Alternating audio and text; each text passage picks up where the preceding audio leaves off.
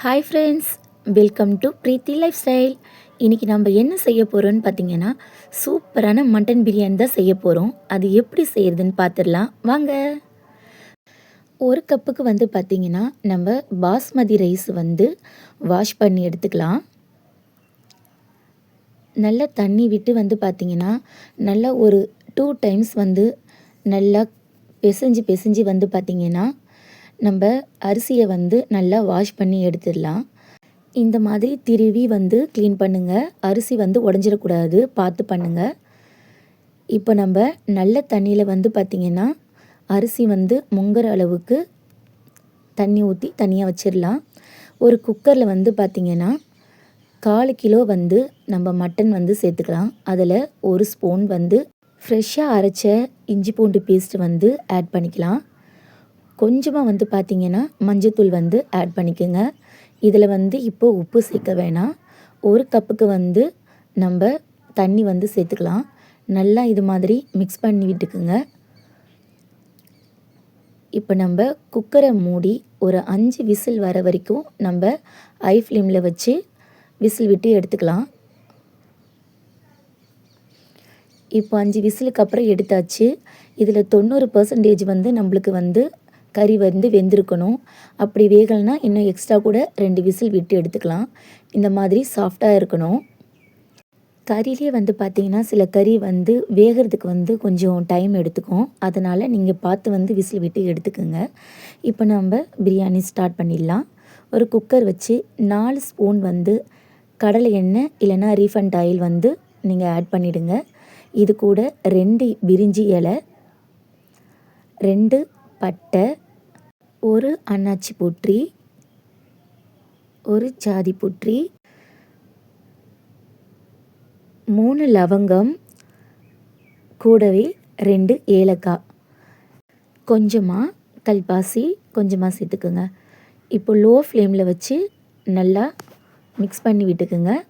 அது கூட 1 வெங்காயம் வந்து நீட்டு வாக்கில் வந்து கட் பண்ணி போட்டு கொஞ்சமாக உப்பு சேர்த்து நல்லா வந்து மிக்ஸ் பண்ணி விடுங்க. இதோடைய கலர் வந்து இந்த மாதிரி மாறணும்.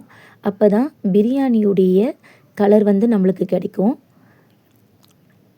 இப்போ இந்த ஸ்டேஜில் இஞ்சி பூண்டு பேஸ்ட்டு நல்லா அரைச்சது, ஃப்ரெஷ்ஷாக அரைச்சது, ஃப்ரிட்ஜில் இல்லாதது வந்து சேர்த்துக்குங்க. 1 ஸ்பூன் 1/2 ஸ்பூன் நல்லா மிக்ஸ் பண்ணி விட்டு இஞ்சி பூண்டுடைய ஸ்மெல் வந்து வாசனை வந்து பச்சை வாசனை வந்து போகணும்.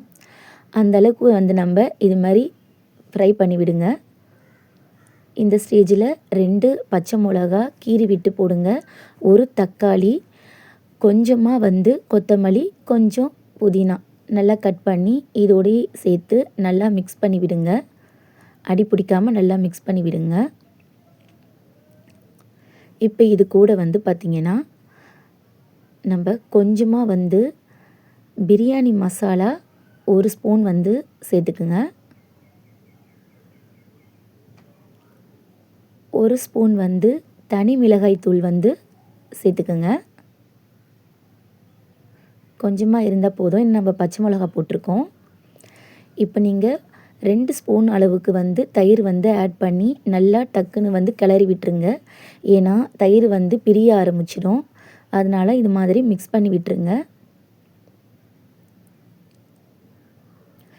இப்போ நம்ம கறி வேக வச்ச தண்ணியிலேருந்து 1/2 கப்பு வந்து நம்ம தண்ணி ஆட் பண்ணியிருக்கோம். 1 கப்பு வந்து நார்மல் தண்ணி ஆட் பண்ணியிருக்கோம். இதை ஊற்றி வந்து பார்த்திங்கன்னா நல்லா இந்த மாதிரி மிக்ஸ் பண்ணி விடுங்க. நெக்ஸ்ட்டு கறியை வந்து இதில் ஆட் பண்ணிக்கலாம். உப்பு வந்து பார்த்து சேர்த்துக்கோங்க. உப்பு வந்து கொஞ்சம் லைட்டாக அதிகமாக இருந்தால் பரவாயில்ல. ஏன்னா நம்ம அரிசி போட்டதுக்கப்புறம் வெந்த பிறகு அப்போ தான் நம்ம அரிசிக்கும் அது கம்பேர் பண்ணி நல்லா டேஸ்ட் கொடுக்கும். இப்போ நம்ம தண்ணி மெஷர்மெண்ட் எப்படின்னு வந்து பார்த்திங்கன்னா, வீட்டரிசி, சீரக சம்பா அரிசி இது 2க்குமே வந்து பார்த்திங்கன்னா 1 கப்பு அரிசிக்கு 2 கப்பு தண்ணின்னு விடணும். இப்போ வந்து பார்த்திங்கன்னா நம்மளுக்கு தண்ணி கொதிச்சிடுச்சு. இந்த ஸ்டேஜில் வந்து நம்ம கழுவி ஊற வச்சுருந்த அரிசியை வந்து இதில் ஆட் பண்ணிடலாம். அரிசி வந்து பாஸ்மதி அரிசி வந்து பார்த்திங்கன்னா ரொம்பவே சாஃப்டாக இருக்கும். அதனால் வந்து லைட்டாக வந்து கிளறி விடுங்க. ரொம்ப கிளறாதீங்க, அரிசி வந்து உடஞ்சிரும். இந்த மாதிரி எல்லாத்துலேயும் வந்து நல்லா இது பண்ணிவிட்டு இப்போ வந்து நம்ம குக்கரை வந்து மூடி போட்டுடலாம். 2 விசில் வரட்டும். 2 விசில் வர வரைக்கும் அது டிஸ்டர்ப் பண்ணாமல் நம்ம மூடி போட்டு எடுத்துட்டு விசில் வந்து முடித்து அந்த ஏர் வந்து வெளியே போனதுக்கப்புறமா நம்ம ஓப்பன் பண்ணலாம். அது வரைக்கும் அதை டிஸ்டர்ப் பண்ணாதீங்க. ஓகே, இப்போ ஓப்பன் பண்ணிடலாம். பாருங்கள், சூப்பரான மட்டன் பிரியாணி நல்ல பளபளன்னு டேஸ்டியாக நல்ல கலர்ஃபுல்லாக வந்திருக்கு. நீங்களும் வீட்டில் இது மாதிரி செஞ்சு பாருங்கள். சூப்பராக வந்திருக்கு. ரொம்ப அருமையாக இருக்குது. இது கூட வந்து முட்டையும் தயிர் ரைத்தாவும் வச்சு சாப்பிட்டா சூப்பராக இருக்கும். வீட்டில் நீங்களும் ட்ரை பண்ணி பாருங்கள். இந்த மாதிரி வீடியோவை பார்க்க நம்ம சேனலை சப்ஸ்கிரைப் பண்ணிக்கோங்க.